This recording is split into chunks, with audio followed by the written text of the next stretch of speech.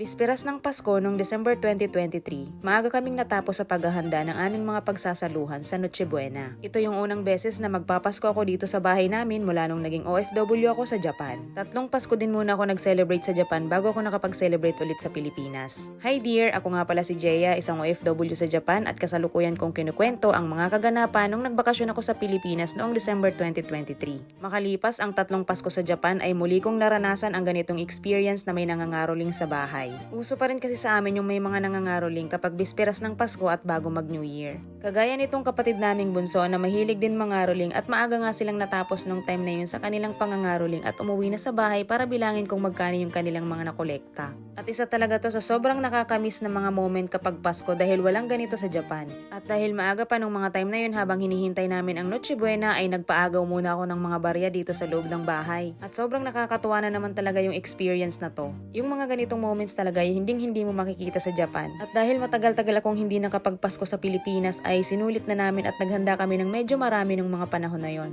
Nakakatuwa dahil marami kaming mga pagkaing pagsasaluhan nung time na yon. Hindi talaga matatawaran yung saya kapag nagpapasko sa Pilipinas. Sobrang saya ng puso ko noon, ang tagal kong hinintay yung pagkakataon na to na makasama ulit yung mga magulang ko sa araw ng Pasko. Hindi man kami na kumpletong 7 magkakapatid noon ay naging masaya pa rin yung celebration namin. Pero syempre higit na mas masaya kung magkakasama kaming kumpletong buong pamilya. Ito rin talaga yung unang pagkakataon na nakapagpasko ako dito sa aming bagong tahanan sa probinsya. Pagkatapos nga namin magpictura noon ay ako na yung nag-lead the prayer para makapagsimula na kaming kumain sa Noche Buena. Wala talagang tatalo sa Pasko ng Pinas. Sobrang saya lang talaga mag-celebrate ng Pasko sa sariling tahanan. At yung mga ganitong celebration, sobrang nakakapagpalungkot to sa mga OFW na malayo sa pamilya. Kung pwede nga lang na kada Pasko ay makauwi sa pamilya para makapag-celebrate, kaso hindi ganun talaga pag OFW. At sa totoo lang, sa tuwing Pasko na nga lang sana makakapag-celebrate ng sama-sama pero medyo mahirap pa rin buuhin ang pamilya lalo na kapag naghahanap buhay na rin ang ibang mga kapatid natin. Basta nung time na to, ramdam na ramdam ko kung gaano ako kasaya at kung gaano kasaya yung mga magulang ko. At eto na nga, oras na para kumain.